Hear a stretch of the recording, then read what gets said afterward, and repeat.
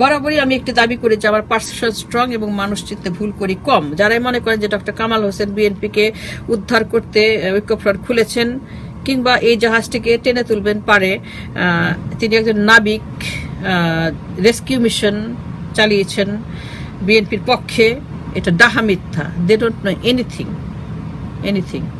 Doctor Kamal Hossain বিএনপিকে finish করতে এসেছেন।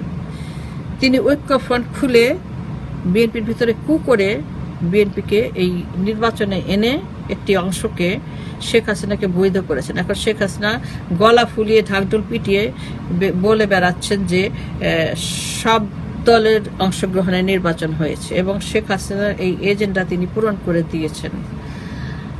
সবচেয়ে প্রথম প্রশ্ন, who is doctor Kamal Hossain? তার রাজনৈতিক উত্তরাধিকারটা কি?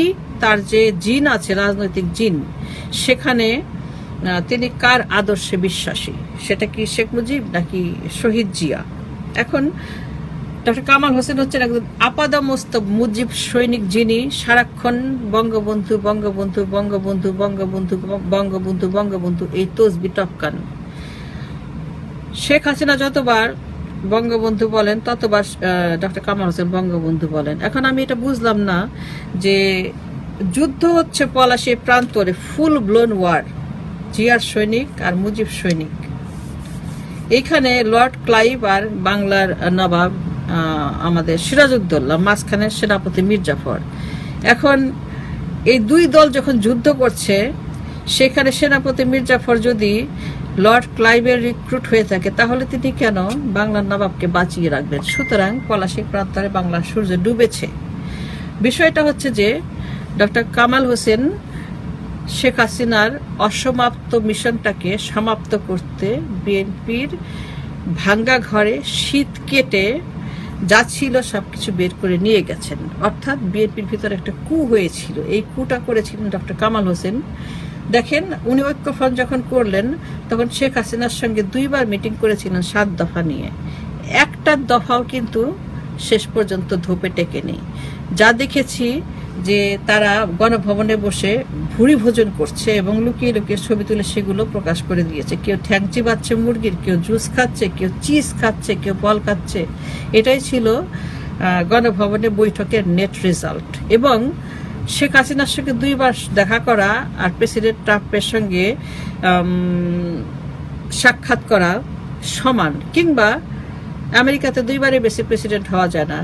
ট্রাম্প যদি 3 বার প্রেসিডেন্ট হয়, সেটা সমান ওজন এক হাসিনার সঙ্গে গণভবনে সাক্ষাৎ করা, মানে ওজন এত সমান সমান।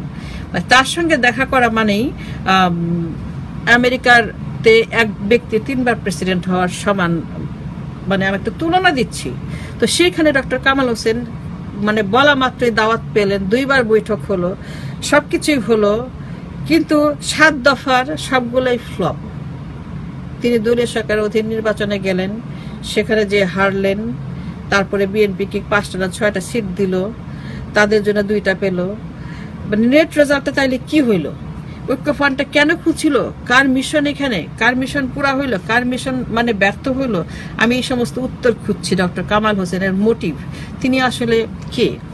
এখন গতকালকে স্বদেশ প্রত্যাবর্তন দিবস পালন করছে শেখ হাসিনা, তিনিও স্বদেশ প্রত্যাবর্তন দিবস পালন করছেন এই গণফোরামের ব্যানারে। আবার তিনি বিএনপিকে নাকি ক্ষমতায় নিয়ে যাবেন। ধানের শীষের এমন একটা জোয়ার উঠেছে যে বিএনপি ক্ষমতায় গেল বলে, মানে ক্ষমতায় যাওয়া শুধু মানে কি ওত নেওয়া, মানে শপথ নেওয়া শুধু বাকি, আর সবকিছু হয়ে গেছে, এরকম একটা হাইপ তিনি তুলেছিলেন। আসল কথা সেটা ছিল একটা কু, ফুল ব্লোন কু। তিনি হচ্ছে শেখ হাসিনার মিশন পূর্ণ করছেন। এই কথাটি বিএনপি যতদিন বুঝতে না পারবে ততদিন পর্যন্ত তাদের অবস্থা এখান থেকে ভালো হবে না, তাদের কোনো উত্তরণ হবে না। আমার কাছে কয়েকটা স্ক্রিনশট আছে ডক্টর কামাল হোসেন, তিনি সকালে বিকালে কি বলেন। আচ্ছা, তিনি কেন প্রত্যাবর্তন দিবস পালন করলেন গণফোরামের ব্যানারে? এই উদ্দেশ্যটা কি? এর পেছনে কারণটা কি? তিনি তো এসেছেন ধানের শীষকে রক্ষা করতে, তাকে বাঁচাতে, ম্যাডাম জিয়াকে কারাগার থেকে বের করতে। তিনি কি কখনো ম্যাডাম জিয়ার কথা মুখে বলেন? আবার তিনি জামায়াত নিয়ে উল্টা পাল্টা সকালে বিকালে এক এক রকম কথা বলছেন। এখন আমি গণফোরামের বিষয়টা পরে আলাপ করবো, স্ক্রিনশটটা দেখে নেই। দেখেন তিনি কিরকম উল্টা পাল্টা, আসলে বয়স হয়ে গেলে যা হয় তারও মনে হয় যে আলসাইমার্স হয়ে গেছে। 30 ডিসেম্বর নির্বাচনে কারচুপি অবিশ্বাস্য, সংকট তৈরি না করে নির্বাচন দিন। নির্বাচন হচ্ছে ছেলের হাতের মোয়া। যখন সুযোগ ছিল তখন নির্বাচনে প্রত্যাহার করে কেন আন্দোলন করেন না? এখন নির্বাচন চাচ্ছেন কেন? দলীয় সরকারের অধীনে নির্বাচন না করার ঘোষণা দিয়েছিল, তো গেলেন কেন? এখন আবার নির্বাচনে ফেল করে বিএনপিকে ফেল করায় আবার আপনি নির্বাচন চাচ্ছেন। এগুলো হচ্ছে আপনাদের শয়তানি, এগুলো হচ্ছে আপনাদের রাজনৈতিকভাবে ইউ আর মানে কি বলবো, করাপ্ট। ডক্টর কামাল হোসেন যে করাপ্ট পারসন রাজনৈতিকভাবে। নির্বাচন নয়, রাত চালাকি হয়েছে। ডক্টর কামাল হোসেন, আপনি কি অক্সফোর্ডের ব্যারিস্টার নাকি ধোলাইখালের ব্যারিস্টার? এই কথা নিয়ে আমি একটা ভিডিও দিয়েছিলাম আজকে থেকে 4 মাস আগে, যে অক্সফোর্ডের ব্যারিস্টার হলে একরকম কথা বলবে আর ধোলাইখালের ব্যারিস্টার হলে আরেক রকম কথা বলবে। এই সমস্ত ধোলাইখালের ব্যারিস্টারদের মতো কথাবার্তা, আসলে বয়স হয়ে গেলে যা হয়। কিছু মনে করবেন না, সুস্থ মানুষ এমন নির্বাচন করতে পারে না। তাহলে শেখ হাসিনা কি অসুস্থ? তিনি তো জানতেন শেখ হাসিনা অসুস্থ বহু আগেই। একবার বলেছিলেন যে মেন্টাল হাইজিন নষ্ট হয়ে গেলে তাকে চিকিৎসা দেওয়ার কথা নাকি সংবিধানে লেখা আছে, তো তখন তাকে চিকিৎসা দিলেন না কেন? এখন কেন বলছেন যে তিনি অসুস্থ রাজনৈতিকভাবে? আবার বলেছেন যে কি রাত চালাকি ও রাজনীতি থেকে বিরত থাকুন। রাত চালাকি রাজনীতি বিরত থাকুন, এই কথার মানে কি? আপনার তো সুযোগ ছিল নির্বাচনে না যাওয়ার এবং দলীয় সরকারের অধীনে নির্বাচনে না করার। আপনি গেলেন কেন? আপনাকে যেতে বলেছে কে? আপনাকে কে বাধ্য করেছিল? আপনি তো ইচ্ছা করে গেছেন এবং ধানের শীষকে সেখানে নিয়ে ডুবিয়ে দিয়েছেন। ধানের শীষ এখন ধানের শীষ নাই, ধানের শীষ এখন ধানের চিটা হয়ে গেছে। সুস্থ মানুষ এমন নির্বাচন করতে পারে না, যেটা আরেকটা পত্রিকাতে এসেছে। এখন আপনি বলতে চাইছেন শেখ হাসিনা অসুস্থ, তো আপনি অসুস্থ মানুষের সঙ্গে বৈঠক করলেন কেন?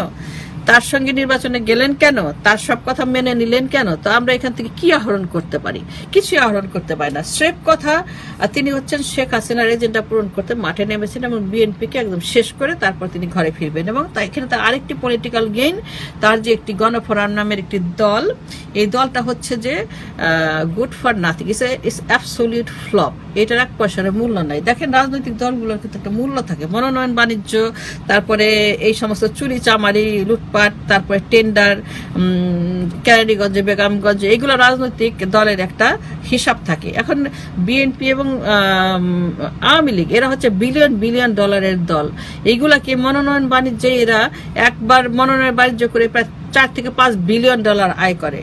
আওয়ামী লীগও তাই, বিএনপিও তাই। এখন মানে কি গণফোরাম এই দলটা এতটাই ফ্লপ যে 1996 সালের নির্বাচনে গিয়ে 104টা সিটের মধ্যে 104টাই বাজেয়াপ্ত হয়েছে এদের আমানত। কারণ ডক্টর কামাল হোসেন হচ্ছে প্রথম থেকে রাজনীতিতে ফ্লপ। শেখ মুজিবুর রহমান তাকে একটা সিট ছেড়ে দিয়েছিল, এছাড়া তাকে মানুষ চেনে না, তিনি কথাও বলতে পারে না। আসলে তিনি খুব ভালো একজন ব্যারিস্টার, কিন্তু কত ভালো ব্যারিস্টার আই ডোন্ট নো। কারণ তিনি তো ওই এসকে সিনহার বেলাতেও ফ্লপ করে নাই। তারা তো অ্যামিকাস কিউরি হয়েছিল, অ্যামিকাস কিউরি হয়ে বলছে যে এই সংবিধান এই পার্লামেন্ট ভাঙ্গে দিতে হবে। তিনি সেই অ্যামিকাস কিউরিদের নেতৃত্বে ছিলেন ডক্টর কামাল হোসেন। তারপরে এখন শেখ হাসিনা কোথায়, ডক্টর কামাল হোসেন কোথায়, তারপরে পার্লামেন্টটা কোথায়, আর এসকে সিনহা কোথায়? SK Sinha out, Sheikh Hasina in. তো এই ধরনের ব্যারিস্টারি ডক্টর কামাল হোসেনরা করতেছেন বলে আজকে বাংলাদেশের এই রাজনীতির এই অবস্থা, আর জুডিশিয়ারির চেহারা এইরকম, আর বিএনপির চেহারা এইরকম। তো আমি যেটা বলতে চাচ্ছি যে ডক্টর কামাল হোসেন যে কথাটা বলছিলাম, যে কথাটা হারিয়ে ফেলেছি, যে এত কথা বলছি তো আসলে কথার খেই হারিয়ে ফেলি। তো তিনি মানে কি রকমের ব্যারিস্টার সেটা নিয়ে প্রশ্ন তুলেছিলাম, যে তিনি আসলে বিএনপিকে কিভাবে রেস্কিউ করবেন। তিনি তো নিজেকেই রেস্কিউ করতে পারেন নাই, তিনি কখনোই রাজনীতিতে প্রতিষ্ঠা লাভ করতে পারেন নাই। সুতরাং বিএনপির ঘাড়ে বন্দুক রেখে এবার গণফোরামকে তিনি প্রতিষ্ঠা করে ফেলেছেন। অর্থাৎ শেখ হাসিনার এজেন্ডা পূরণ করা ছিল একটা উদ্দেশ্য, আরেকটা উদ্দেশ্য নিজের এজেন্ডা পূরণ করা, নিজের দলটাকে প্রতিষ্ঠা করা। এখন তাদের দলে যে সমস্ত লোকজন আছে এরা কখনো মিডিয়ায় আসতো না, কারণ মিডিয়া এদেরকে দাওয়াত দিত না, কারণ এরা হচ্ছে মূল্যহীন এবং এই দলটার 1 পয়সা মূল্য নাই। তারা যদি নমিনেশন দিতে চায় 5 টাকা দিয়েও কেউ ওই পেপার কিনবে না, কারণ এদেরকে কেউ ভোট দেবে না, এদের কোনো সদস্য নাই, এদেরকে কেউ চেনে না। সুতরাং মনোনয়ন বাণিজ্যে এরা ফ্লপ। এদের কোনো মানে কি আসলে পুরো স্ট্রাকচারটা, এখানে পিপুল আর নট ইন্টারেস্টেড। আমাকে যদি বলে যে তুমি রাজনীতি এখানে নির্বাচন করো আমার দলের হয়ে, আমাকে 5,000 টাকা দাও, আমি তো 5 টাকাও দিব না, because I know nobody knows Gano Forum. তো এইবার যেটা হয়েছে যে এই যে লোকজন কথা বলছে মিডিয়াতে এসে, এতে তাদের একটা মানে কি বলবো, পায়ের তলে একটা মাটি সেটা তৈরি করে নিয়েছেন ডক্টর কামাল হোসেন। গতকালকে দেখলাম যে তাদের একজন হিন্দু ভদ্রলোক, নাম বলবো না, তিনি জামায়াতকে খুব ধোলাচ্ছেন। তো জামায়াতের সঙ্গে জামায়াতকে নিয়ে নির্বাচনে গেলেন, আবার বলেন যে না জামায়াতকে কেন নিল, আবার বলেন যে জামায়াতকে নির্বাচন করার অধিকার আছে, আবার নির্বাচনে হারার পর বলতেছেন যে জামায়াতকে মানে কি সিট দেওয়া ভুল হয়েছে। আসল কথা হচ্ছে যে who is doctor Kamal, that's all. Who is doctor Kamal? Who is doctor Kamal?